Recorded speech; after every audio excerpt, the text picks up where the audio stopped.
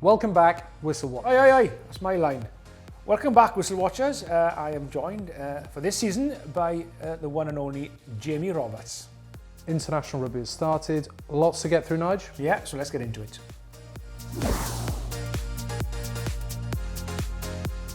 Right, Nige, dragging you away from your farm in West Wales. Welcome to the big city, out your comfort zone. Here we are, Horatio's Garden, Llandoch Hospital. This is my place of work. We're outside the spinal rehab unit. Let's get into it. Some big games over the weekend. We'll start in Chicago, Ireland, New Zealand. Few big issues in that game, but I'm going to start with Caleb Clarke's tackle. Now, I watched the game. A lot of box kicks in the game nowadays. Wingers chasing, catchers trying to catch the ball. No one's allowed to shadow that player, kind of escort that player back anymore. You've got to give him a clear run in. Jimmy O'Brien catches the ball, Caleb Clarke, big swimming arm, and actually catches him in the face and only got a penalty. Do you see it another way? Yeah, so Caleb Clarke has got a clear line of sight, okay? So when you talk about mitigation and things changing dynamics last split second, that can alter the outcome of the decision or whether it actually was foul play or not. So Caleb Clarke has got a clear line of sight, which means he can see exactly what is happening. And because of that, he has then got time to adjust and avoid the final outcome of that harm in the head. So they look at this and say, do we have foul play? Yes, we do. We have head contact, we have foul play. They will look at the degree of danger, which probably isn't as high as if you have a shoulder to the head, although it can be, but in this instance, they deem it not to be a high degree of danger. But because of the clear line of sight, because of the actions, what that should have been a yellow card because it reaches that threshold of the yellow card. I'm not saying it doesn't reach the threshold of the yellow card to go to the bunker to decide if it's a red or not, but it certainly should have been a yellow card. So Jimmy O'Brien catches the ball. What if he ducks, which he did? It's kind of that late movement downward. Caleb Clarke, he looks like he's going to hit him in the shoulder, but it's that late duck down. And in this instance here, even though there was a dip by the Irish player, the fact he was already doing this and had a clear line of sight to everything in front of him, that then was not enough to mitigate it down from what should be a yellow card to a penalty. So the decision should have been a yellow card. Now, a lot of you have been tuning in probably to find out what the tar and burn outcome should be or shouldn't have been. Well, obviously, because there's a disciplinary process going ahead, we then don't comment, so we don't interfere in that process, to be fair to everybody involved.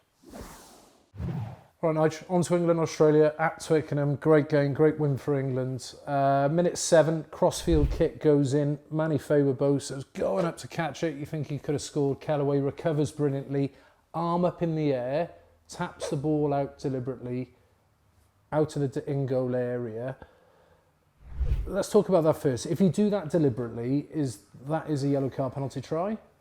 No, penalty try will only come in if you think that England were going to probably score. So if you thought he's going to probably score here if it wasn't for the actions of an illegal action of foul play by the Australian defence, then you would be on a penalty try. It's got to be probable, possible, maybe, not even definite, probable. So what you cannot do, you cannot deliberately knock the ball out of the field of play, and that means into touch or into touching goal or over the dead ball, and you can't do that deliberate action. If you do, then that's a penalty offence. You probably tend to find that would follow with a yellow card, probably, depending context of where it is and what's happening on the field. And again, the penalty try would only happen if it's going to be a probable try. This is again a very interesting one, because what happens here, he certainly goes up with that one hand now to knock the ball out of the grasp of the England winner to prevent It's obvious he's not going to catch the ball. No, he's not. Yeah, so you will deem that now as if that goes out of the field of play, directly out of the field of play, it's going to be a penalty and a yellow card, and then obviously we talked about the penalty try.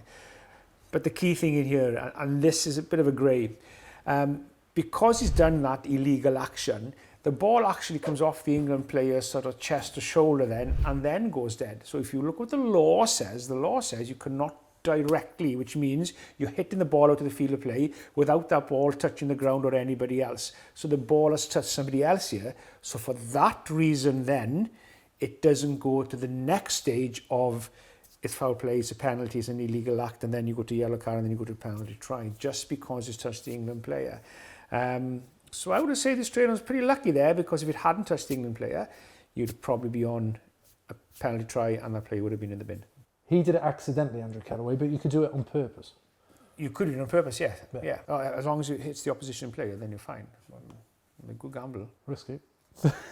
Here we are. Right, Springboks Japan, driving mauls. I don't know what goes on in driving mauls. Clear infringement by Japan, number 3. It's Shuhei Takeuchi who's given the yellow card in the end, but South Africa looks set, right? Yeah, so again, we're looking at the probable try being scored. So first thing you have to identify is a maul formed. So maul is formed, you have 2 attacking players, so a ball carrier and a teammate, and then a defender. That's what a maul is. So One defender.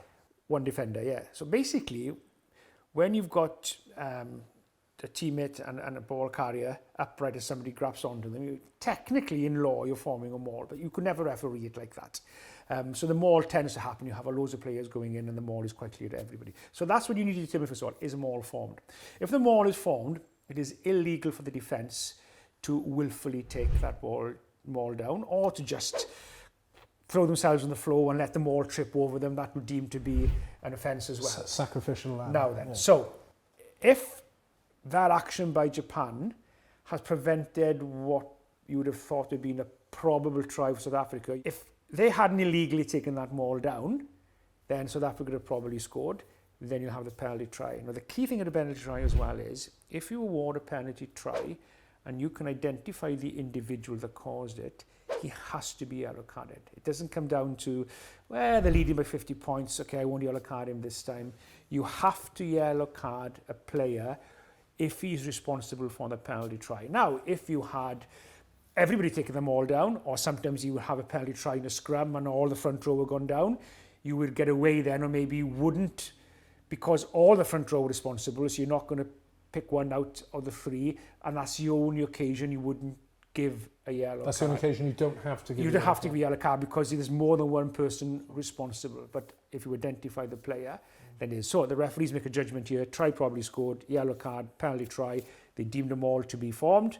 Again, a referee makes a decision if it's formed or not. So the decision then is correct on the basis that the maul is formed. And you watch the smarter sides in the world now, they'll happily concede the maul try. They'll fight, but they'll do their best not to concede a penalty. Yeah. Concede the try, actually make the 2 points. You've got to work hard for your conversion, and not lose a play. So Nigel, just after half-time, minute 42, another yellow card for Japan. They had to play with 13 men for 7 or 8 minutes. This time, Ben Gunter on his opposite number, Sia Khaleesi. How do you see that tackle? Yeah, so again, you've got a high degree of danger. You have head contact, so that's the first things that the referees will look at.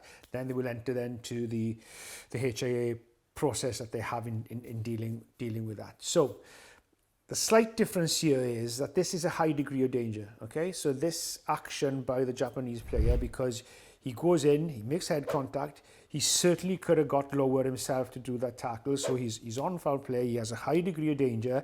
That now is meaning that it's going to be a red card.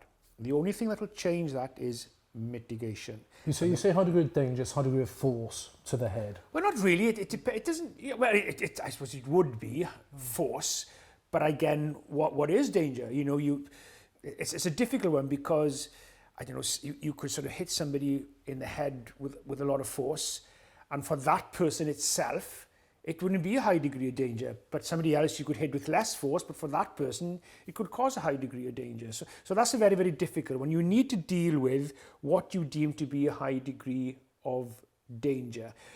But you're right in what you're saying. If something is with, force to the head, then you're going to be on a high degree of danger. So the only thing then that will change that from becoming a red card, because it's foul play, he could have got lower, it is a high degree of danger, it is direct contact with the head, is mitigation. And the mitigation here is Khaleesi sort of he dips quite significantly in that last sort of moment, which means the Japanese tackler doesn't have now time to adjust. If he was always illegal, which means doesn't matter where Khaleesi was, this guy was always going to hit him illegally, then the mitigation is out the window. It doesn't matter. But in this instance, although he could have got lower, his actions were actually legal if he was lower, and then that mitigation and dip of height is the reason why it was a yellow card and not a red card. Fine. So that mitigation, that dip of height, interestingly looking back to Caleb Clarke's incident, the difference there between the tackle area, the time to make a decision, clear line of sight comes into play. Right, Nigel, on to the Emirates fan questions. First up, Alyssa Stone. Please ask Nigel about what's happening in the scrums. So first up, scrum halves, they've been doing it for years. It's getting worse. Throwing the ball directly towards their side of the scrum. It's never pinged.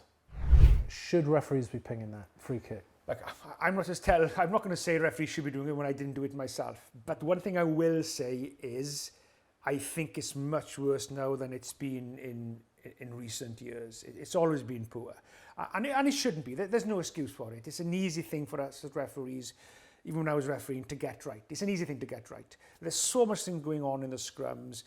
You see a lot of scrums become a problem. The referee just want the ball in and out, and probably that contributes to it as well. A lot of other things the referees are looking at, binding player safety in the scrum, and then the last thing on their checklist is probably the feed. But I think it does take away from the scrum. So I would like to see referees at least making an effort to make it more of a credible field, you know, that it's... So it's not rugby league? Yeah, it's 60-40. As it is now, you may as well put in the number 8 feet. And then you're going to land up, then what's the point having a scrum? And if you lose a scrum in the game, you're going to lose a huge amount of a player population.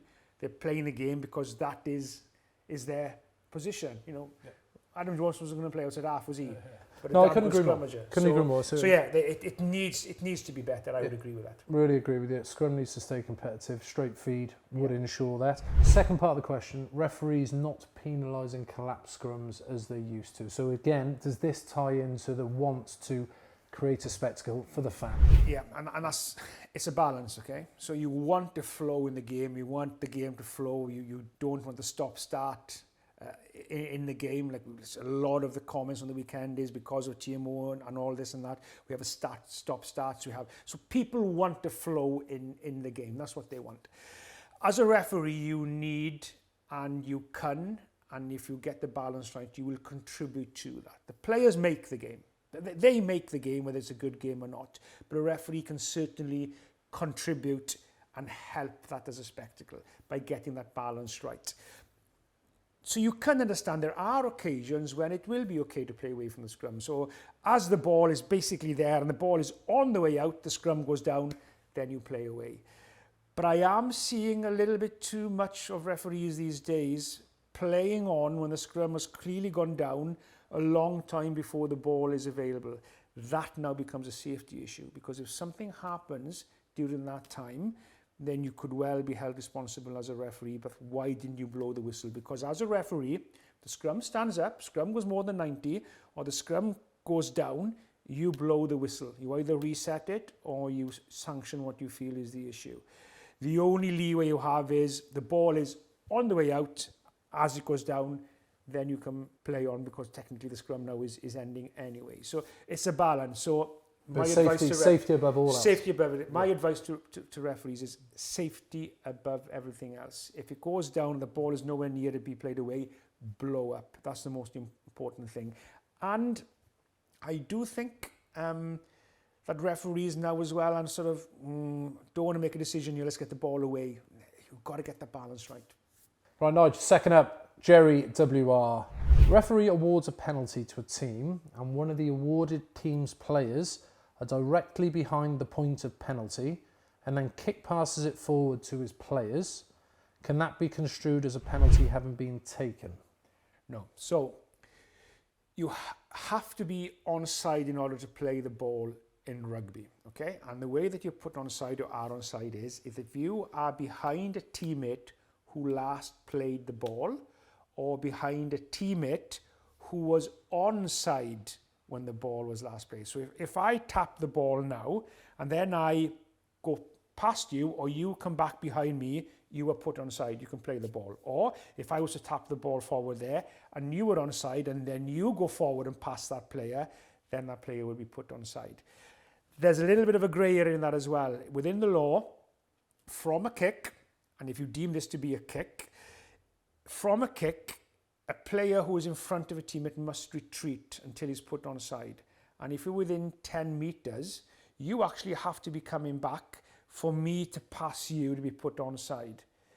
And that is the law now. So if you're in front of a team that last plays the ball, you have to retreat. And it's only then, after you've been put on side by players who are on side going past you, can you then get back into the field of play. So in this scenario, what the question has been asked, really no. Unless you tap the ball forward, you're coming back, and this player then goes past you, and then you come back. But by that time, the advantage of taking it in that situation would be no good. And teams get really sharp. Wingers hold the touchlines, don't they? So that quick tap, you don't always have to tap the ball before you kick it. You can kick directly cross field as long as it's on the mark, right? If you're kicking it, yeah, but if you're playing the ball, it's got to be tapped through the mark. So the referees, they're all in camp this week. What was that like when you meet up as refs? Because obviously I've only ever experienced that as a player. It's a new campaign. You know, you kind of lots of new faces. Yes, there's that familiarity, but there's that buzz, that's excitement of what's about to come. New Test series, November. It's the new international year, isn't it? Is it the same for refs? It is crucially important for referees, because when referees get together in camp to discuss things, you do seem then sort of to be a better sort of togetherness around decision making, sort of consistency across the board as well. So I certainly, it is beneficial for referees. There's no doubt about that. And even when I was in camp, I did benefit from it. I benefit from getting experience from other referees. I would like to think that in my latter years that, you know, I'd pass that experience on to other referees as well. So it is beneficial, because you're a small group anyway, so you will have worked with each other, travelled with each other quite a lot throughout the year. So it's not so much of a team building, getting people together, because you would do that throughout the year anyway on occasions. But certainly as far as getting consistency, getting better at decision making, accuracy, learning from each other, then it really, really is important. Right, that's it for this week. More rugby analysis coming to you next week, this time on the farm, Nigel. It is, so get your wellies and overalls on, and be ready with some hard work as well. Out my comfort zone.